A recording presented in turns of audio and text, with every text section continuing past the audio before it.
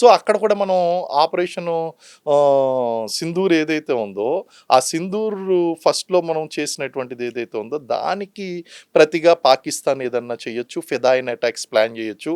అన్నిటికంటే కొన్ని ఇన్ఫర్మేషన్‌లు ఏంటి అంటే there might be some terrorist attacks అండి. ఎన్ఐఏ కొంతమందిని దాడి చేసిందండి.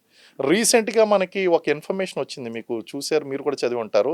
నార్త్ ఈస్ట్‌లో నార్త్ ఈస్ట్‌లో అక్కడ మణిపూర్ ఆ ఏరియాలో ఉక్రెయిన్‌కి సంబంధించినటువంటి సోల్జర్స్‌ని, అలాగే అమెరికాకి చెందినటువంటి సోల్జర్స్‌ని, వాళ్ళని రష్యా ఇచ్చినటువంటి సర్వీస్ కేజీబీ సర్వీస్ ఏదైతే ఉందో సీక్రెట్ ఏజెన్సీ, ఆ ఏజెన్సీ ఇచ్చినటువంటి ఇన్ఫర్మేషన్‌తో ఎన్ఐఏ కొన్ని అరెస్టులు చేసింది. అవును. మణిపూర్ అల్లర్లకు సంబంధించి లింక్ కూడా లింక్ కూడా ఉందండి. ఇది మామూలు విషయం కాదండి. ఇది ఇంటర్నల్ సెక్యూరిటీకి సంబంధించినటువంటి విషయం. So there might be some information అండి. There is some information.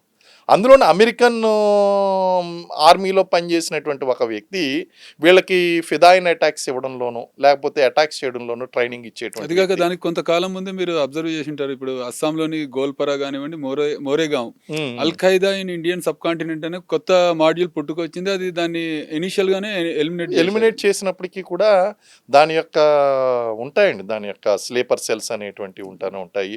Sleeper సెల్స్‌ని activate చేస్తుంటారు. బట్ ఉక్రెయిన్ సోల్జర్‌కి, అమెరికన్ డిఫెన్స్ పీపుల్‌కి నార్త్ ఈస్ట్‌లోని, ఇండియాలోని పనేంటి?